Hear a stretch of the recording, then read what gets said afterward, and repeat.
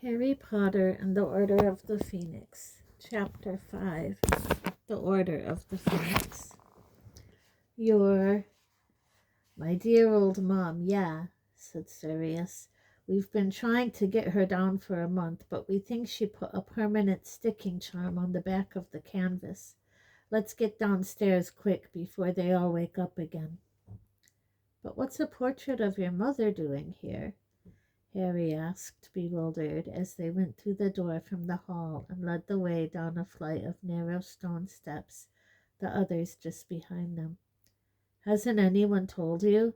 This was my parents' house, said Sirius. But I'm the last Black left, so it's mine now.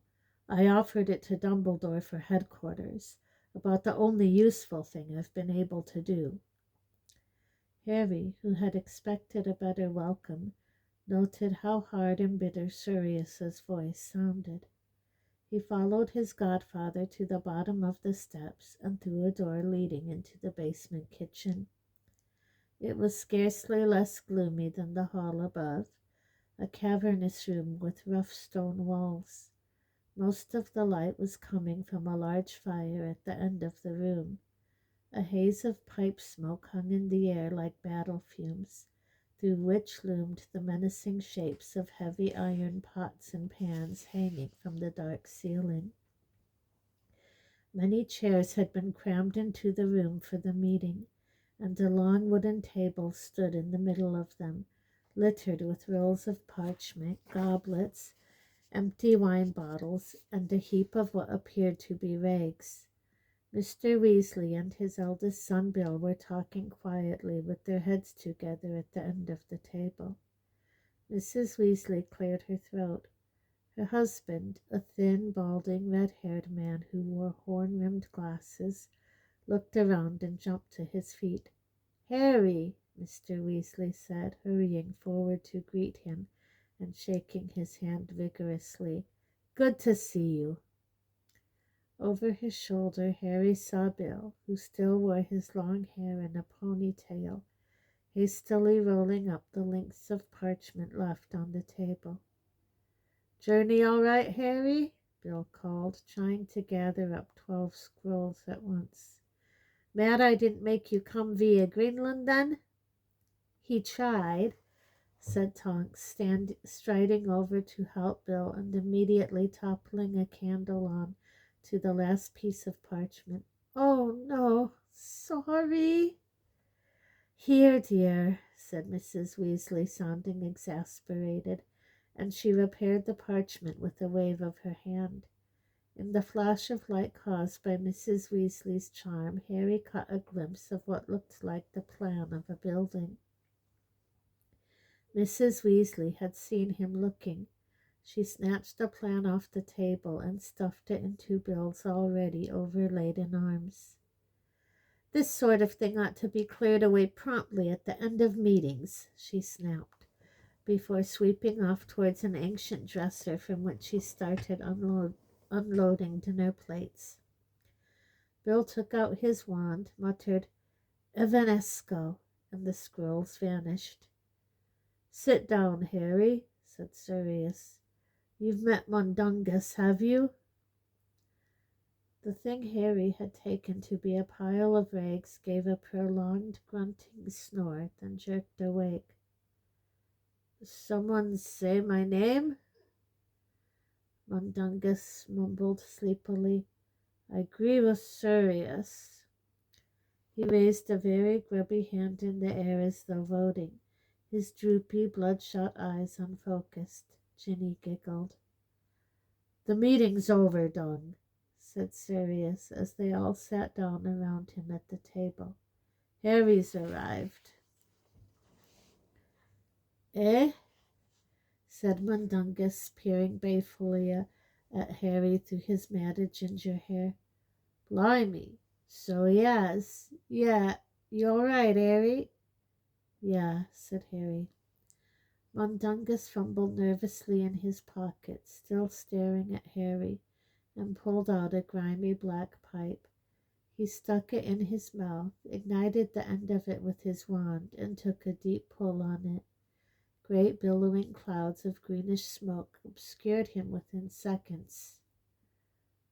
"Oh, you apology," grunted a voice from the middle of the smelly cloud. "For the last time, Mundungus," called Mrs. Weasley, "will you please not smoke that thing in the kitchen, especially not when we're about to eat?" "Ah," said Mundungus. "Right.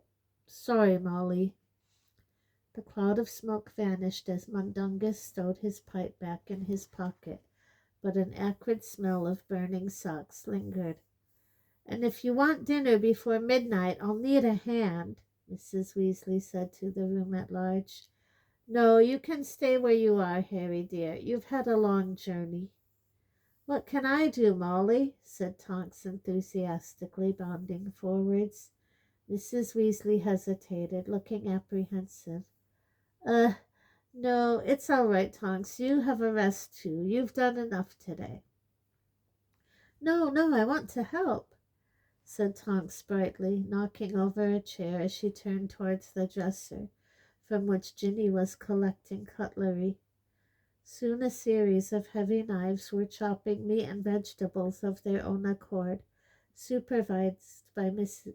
Weasley, while Mrs. Weasley stirred the cauldron dangling over the fire, and the others took out plates, more goblets, and food from the pantry. Harry was left at the table with Sirius and Mundungus, who was still blinking at him mournfully. "Seen old Figgy since?" he asked. "No," said Harry, "I haven't seen anyone." "See, I wouldn't have left," said Mundungus, leaning forward, a pleading note in his voice, "but I had a business opportunity." Harry felt something brush against his knees and started, but it was only Crookshanks, Hermione's bandy-legged ginger cat, who wound himself once around Harry's legs, purring, then jumped onto Sirius's lap and curled up. Sirius scratched him absent-mindedly behind the ears as he turned, still grim-faced, to Harry. "Had a good summer so far?" "No, it's been lousy," said Harry. For the first time something like a grin flitted across Sirius's face.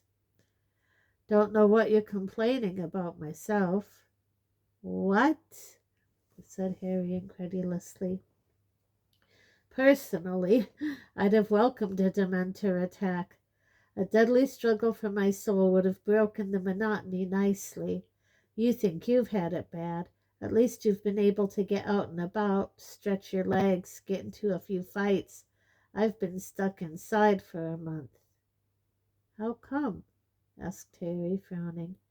"Because the Ministry of Magic's still after me, and Voldemort will know all about me being an animagus now.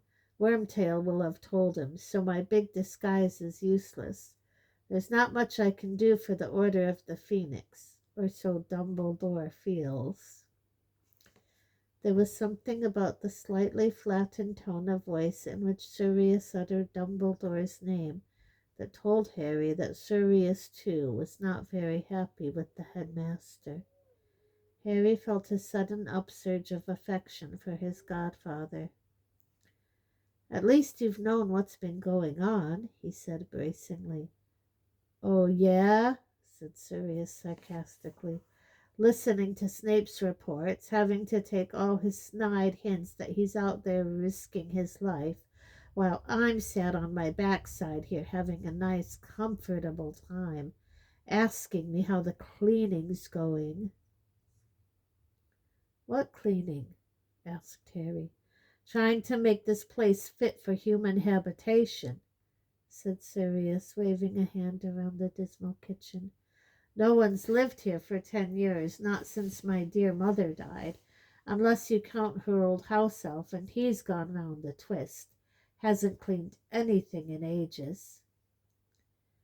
"Sirius," said Mundungus, who did not appear to have paid any attention to the conversation, but had been minutely examining an empty goblet, "the solid silver, mate?" "Yes," said Sirius, surveying it with distaste. Finest 15th century goblin wrought silver, embossed with the black family crest. That come orf, though, muttered Mundungus, polishing it with his cuff. Fred, George, no, just carry them, Mrs. Weasley shrieked. Harry, Sirius, and Mundungus looked round, and within a split second they had dived away from the table. Fred and George had bewitched a large cauldron of stew, an iron flagon of butterbeer, and a heavy wooden breadboard, complete with knife, to hurtle through the air towards them.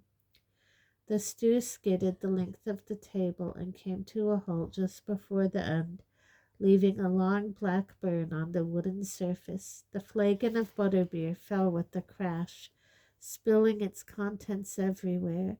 The bread knife slipped off the board and landed point down and quivering ominously, exactly where Sirius's right hand had been seconds before. For heaven's sake, screamed Mrs. Weasley, there was no need. I've had enough of this. Just because you're allowed to use magic now, you don't have to whip your wands out for every tiny little thing.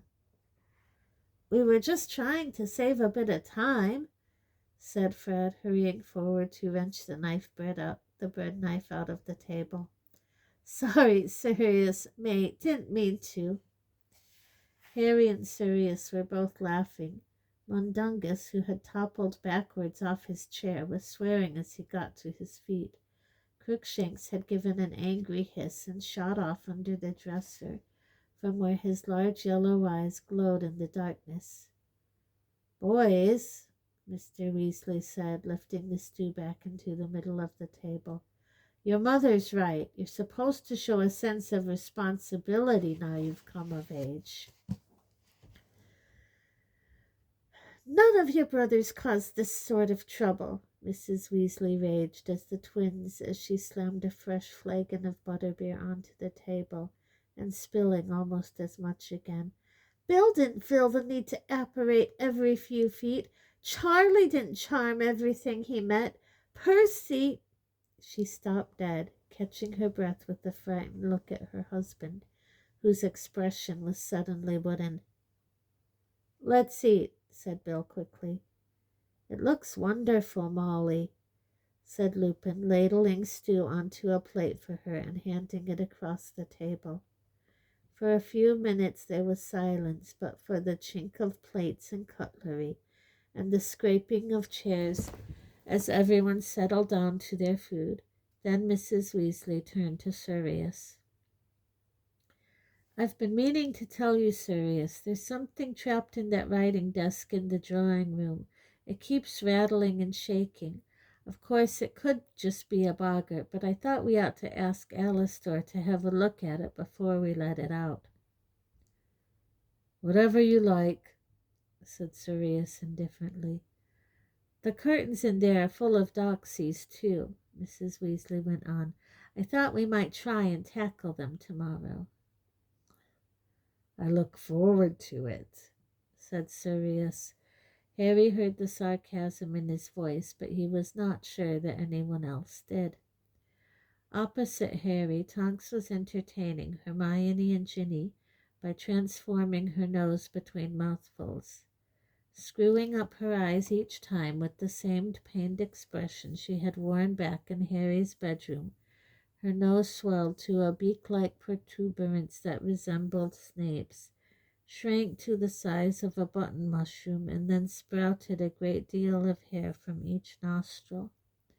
Apparently this was a regular mealtime entertainment, because Hermione and Ginny were soon requesting their favorite noses. Do the one that looks like a pig snout, Tonks. Tonks obliged, and Harry, looking up, had the fleeting impression that a female Dudley was grinning at him from across the table.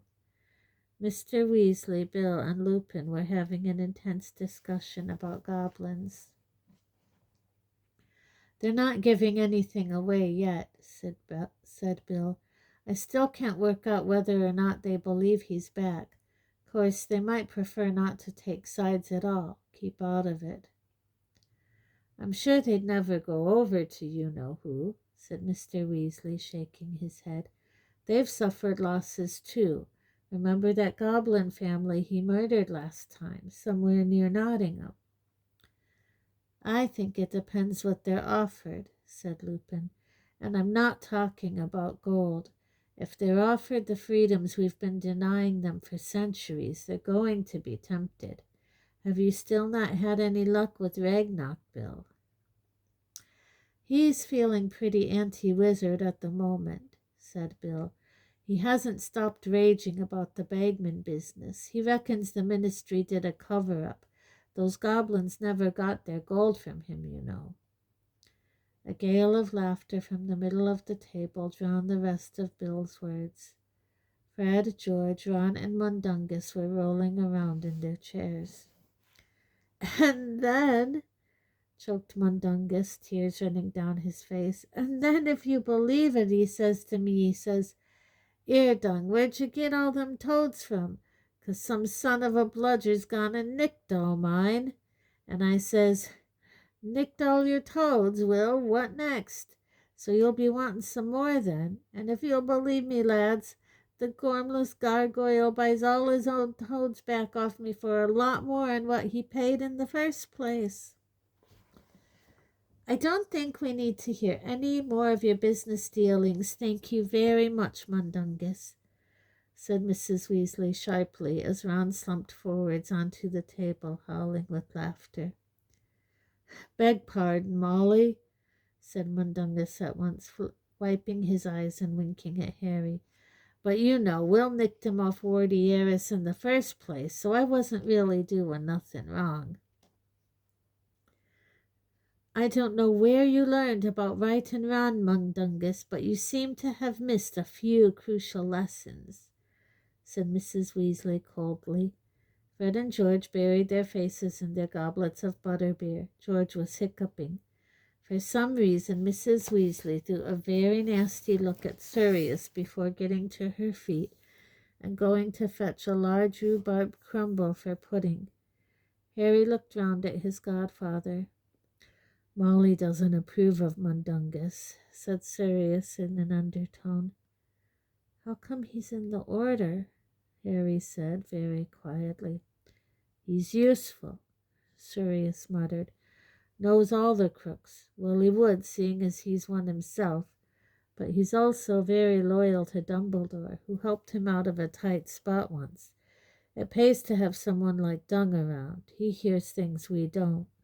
But Molly thinks inviting him to stay for dinner is going too far. She hasn't forgiven him for slipping off duty when he was supposed to be trailing you. 3 helpings of rhubarb crumble and custard later, and the waistband on Harry's jeans was feeling uncomfortably tight, which was saying something, as the jeans had once been Dudley's. As he laid down his spoon, there was a lull in the general conversation. Mr. Weasley was leaning back in his chair, looking replete and relaxed. Tonks was yawning widely, her nose now back to normal, and Ginny, who had lured Crookshanks out from under the dresser, was sitting cross-legged on the floor, rolling butterbeer corks for him to chase. Nearly time for bed, I think, said Mrs. Weasley with a yawn. Not just yet, Molly, said Sirius, pushing away his empty plate and turning to look at Harry. You know I'm surprised at you. I thought the first thing you'd do when you got here would be to start asking questions about Voldemort. The atmosphere in the room changed with the rapidity Harry associated with the arrival of Dementors. Where seconds before it had been sleepily relaxed, it was now alert, even tense. A frisson had gone around the table at the mention of Voldemort's name. Lupin, who had been about to take a sip of wine, lowered his goblet slowly, looking wary. I did, said Harry indignantly. I asked Ron and Hermione, but they said we're not allowed in the order, so... And they're quite right, said Mrs. Weasley. You're too young. She was sitting bolt upright in her chair, her fist clenched on its arms, every trace of drowsiness gone. Since when did someone have to be in the Order of the Phoenix to ask questions? Asked Sirius. Harry's been trapped in that Muggle house for a month. He's got the right to know what's been happening. Hang on, interrupted George loudly. How come Harry gets his questions answered? Said Fred angrily. We've been trying to get stuff out of you for a month, and you haven't told us a single stinking thing, said George. You're too young. You're not in the Order, said Fred in a high-pitched voice that sounded uncannily like his mother's. Harry's not even of age. It's not my fault you haven't been told what the Order's doing, said Sirius calmly. That's your parents' decision. Harry, on the other hand. It's not down to you to decide what's good for Harry, said Mrs. Weasley sharply. The expression on her normally kind face looked dangerous. You haven't forgotten what Dumbledore said, I suppose. Which bit? Sirius asked politely, but with the air of a man readying himself for a fight. The bit about not telling Harry more than he needs to know, said Mrs. Weasley, placing a heavy emphasis on the last three words. But Ron, Hermione, Fred, and George's head swiveled from Sirius to Mrs. Weasley, as though they were following a tennis rally. Ginny was kneeling amid a pile of abandoned butterbeer corks, watching the conversation with her mouth slightly open. Lupin's eyes were fixed on Sirius. I don't intend to tell him more than he needs to know, Molly, said Sirius. But as he was the one who saw Voldemort come back, again there was a collective shudder around the table at the name, he has more right than most to... He's not a member of the Order of the Phoenix, said Mrs. Weasley. He's only 15 and he's dealt with as much as most in the Order, said Sirius, and more than some. No one's denying what he's done, said Mrs. Weasley, her voice rising, her fist trembling on the arms of her chair. But he's not a child, said Sirius impatiently. He's not an adult either, said Mrs. Weasley, the color rising in her cheeks. He's not James, Sirius. I'm perfectly clear who he is. Thanks, Molly, said Sirius coldly. I'm not sure you are, said Mrs. Weasley. Sometimes the way you talk about him, it's as though you think you've got your best friend back. What's wrong with that?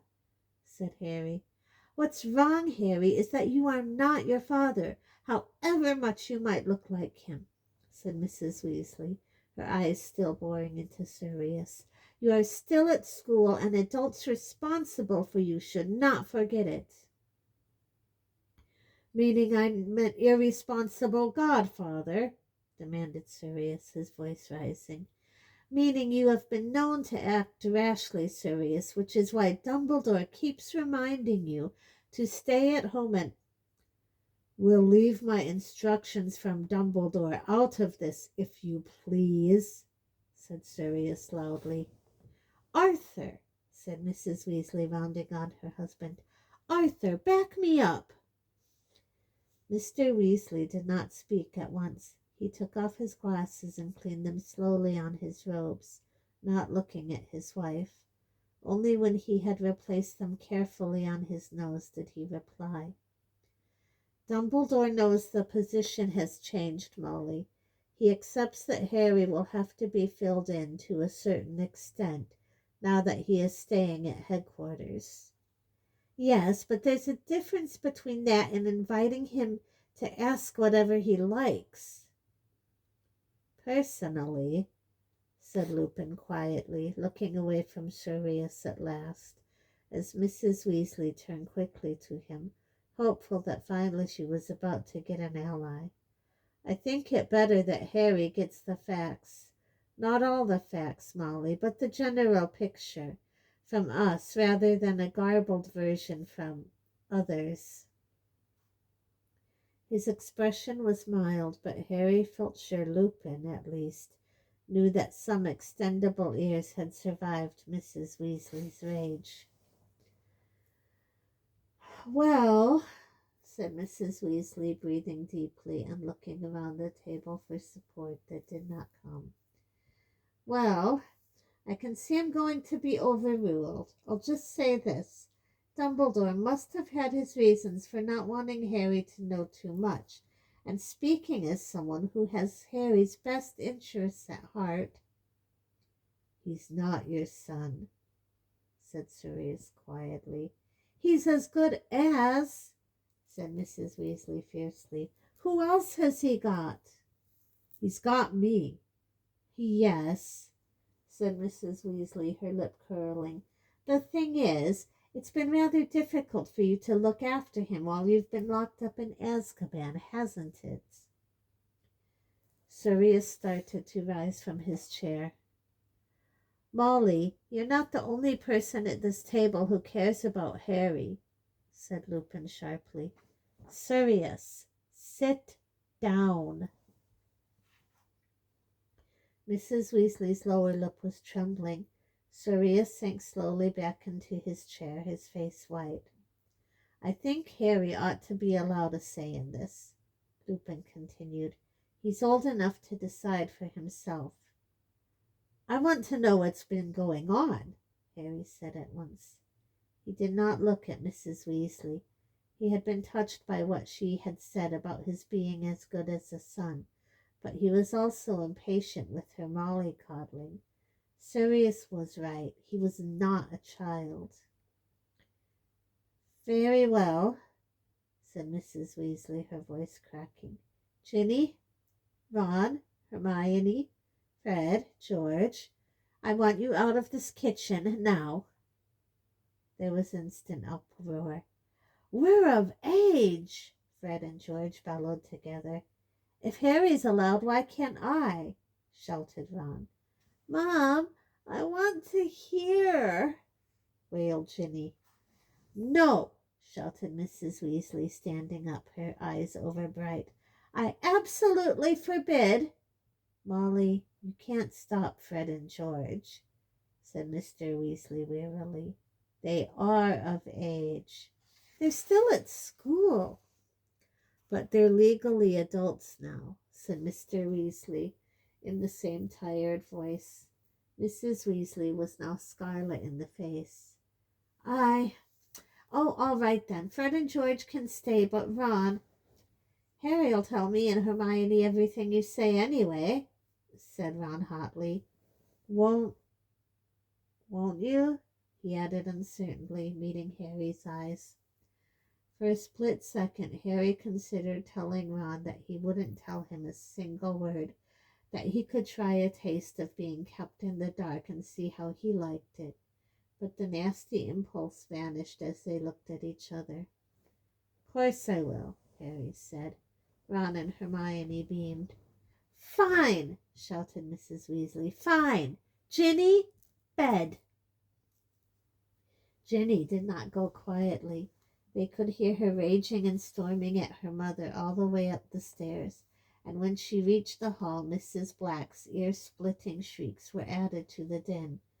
Lupin hurried off to the portrait to restore calm. It was only after he had returned, closing the kitchen door behind him and taking his seat at the table again, that Sirius spoke. "Okay, Harry, what do you want to know?" Harry took a deep breath and asked the question that had obsessed him for the last month. "Where's Voldemort?" he said, ignoring the renewed shudders and winces at the name. "What's he doing? I've been trying to watch the Muggle news, and there hasn't been anything that looked like him yet. No funny deaths or anything." "That's because there haven't been any funny deaths yet," said Sirius. "Not as far as we know, anyway, and we know quite a lot." More than he thinks we do, anyway, said Lupin. How come he stopped killing people? Harry asked. He knew Voldemort had murdered more than once in the last year alone. Because he doesn't want to draw attention to himself, said Sirius. It would be dangerous for him. His comeback didn't come off quite the way he wanted it to, you see. He messed it up.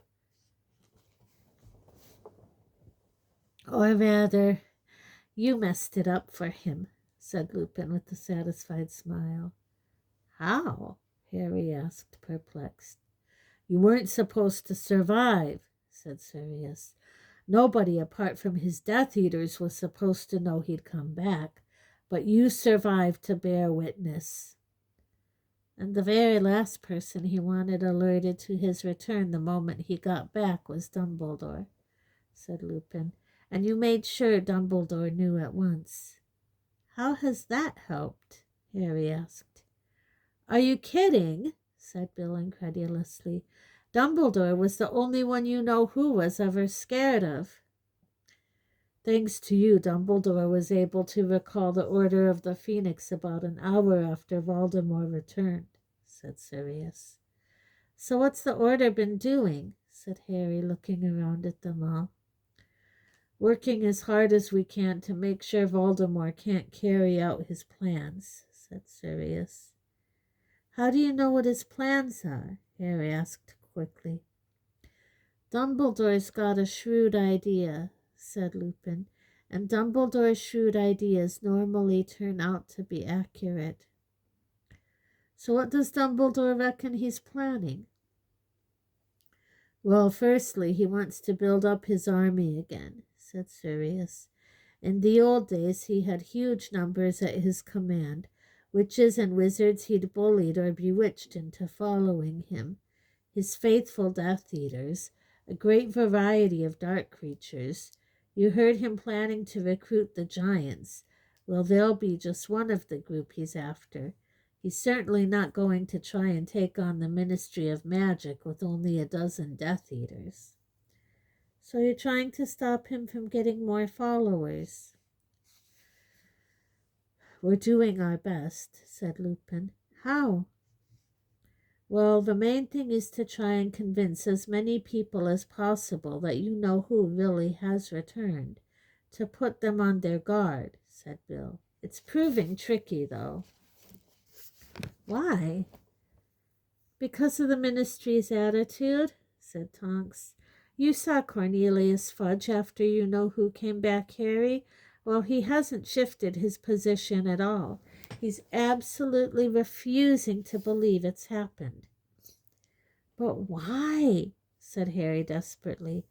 Why he's being so stupid? If Dumbledore... Well, you've put your finger on the problem, said Mr. Weasley with a wry smile. Dumbledore. Fudge is frightened of him, you see, said Tonks sadly. Frightened of Dumbledore? Said Harry incredulously. Frightened of what he's up to, said Mr. Weasley. Fudge thinks Dumbledore's plotting to overthrow him. He thinks Dumbledore wants to be Minister for Magic. But Dumbledore doesn't want... Of course he doesn't, said Mr. Weasley. He's never wanted the minister's job, even though a lot of people wanted him to take it when Millicent Bagnold retired. Fudge came to power instead, but he's never quite forgotten how much popular support Dumbledore had, even though Dumbledore never applied for the job. Deep down, Fudge knows Dumbledore is much cleverer than he is, a much more powerful wizard. And in the early days of his ministry, he was forever asking Dumbledore for help and advice, said Lupin. But it seems he's become fond of power and much more confident. He loves being Minister for Magic, and he's managed to convince himself that he's the clever one and Dumbledore's simply stirring up trouble for the sake of it. How can he think that? Said Harry angrily. How can he think Dumbledore would just make it all up? That I'd make it all up? because accepting that Voldemort's back would mean trouble like the Ministry hasn't had to cope with for nearly 14 years, said Sirius bitterly. Fudge just can't bring himself to face it. It's so much It's so much more comfortable to convince himself Dumbledore's lying to destabilize him. You see the problem, said Lupin. While the Ministry insists there is nothing to fear from Voldemort, it's hard to convince people he's back, especially as they don't really want to believe it in the first place. What's more, the Ministry's leaning heavily on the Daily Prophet not to report any of what they're calling Dumbledore's rumor-mongering. So most of the wizarding community are completely unaware anything's happened, and that makes them easy target for the Death Eaters if they're using the Imperious Curse. But you're telling people, aren't you? Said Harry, looking around at Mr. Weasley, Sirius, Bill, Mundungus, Lupin, and Tonks. You're letting people know he's back. They all smiled humorlessly. Well, as everyone thinks I'm a mass murderer, and the Ministry's put a 10,000 galleon price on my head, I can hardly stroll up to the street and start handing out leaflets, can I? Said Sirius restlessly. And I'm not a very popular dinner guest with most of the community, said Lupin. It's an occupational hazard of being a werewolf. Tonks and Arthur would lose their jobs at the Ministry if they started shooting their mouths off, said Sirius.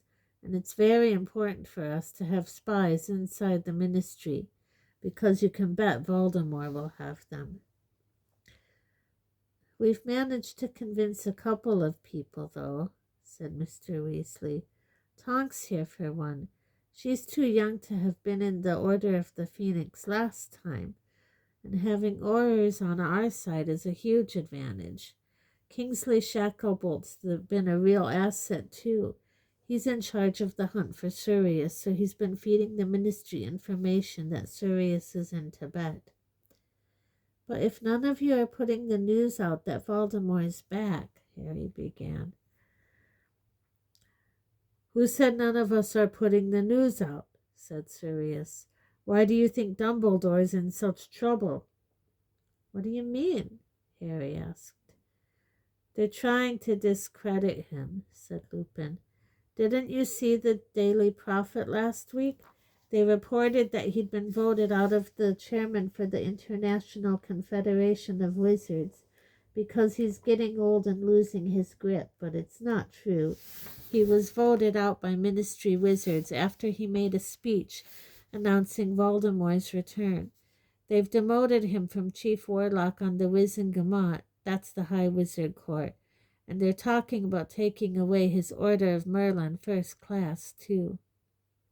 But Dumbledore says he doesn't care what they do as long as they don't take him off the chocolate frogs, said Bill, grinning. It's no laughing matter, said Mr. Weasley sharply. If he carries on defying the Ministry like this, he could end up in Azkaban, and the last thing we want is to have Dumbledore locked up. While you know who knows Dumbledore's out there and wise to what he's up to, he's going to go cautiously. If Dumbledore's out of the way, well, you know who will have a clear field. But if Voldemort's trying to recruit more Death Eaters, it's bound to get out that he's come back, isn't it? Asked Harry desperately. Voldemort doesn't march up to people's houses and bang on their front doors, Harry, said Sirius. He tricks, jinxes, and blackmails them. He's well practiced at operating in secret. In any case, gathering followers is one thing he's interested in. He's got other plans, too, plans he can put into operation very quietly indeed, and he's concentrating on those for the moment. What's he after, apart from followers? Harry asked swiftly. He thought he saw Sirius and Lupin exchange the most fleeting of looks before Sirius answered. Stuff he can only get by stealth. When Harry looked continued to look puzzled, Sirius said, "Like a weapon. Something he didn't have last time." "Was he powerful before?" "Yes." "Like what kind of weapon?" said Harry. "Something worse than the Avada Kedavra." "That's enough!" Mrs. Weasley spoke from the shadows beside the door. Harry hadn't noticed her return from taking Ginny upstairs. Her arms were crossed and she looked furious.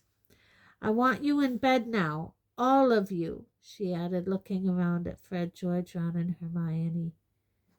"You can't boss us," Fred began. "Watch me," snarled Mrs. Weasley. She was trembling slightly as she looked at Sirius.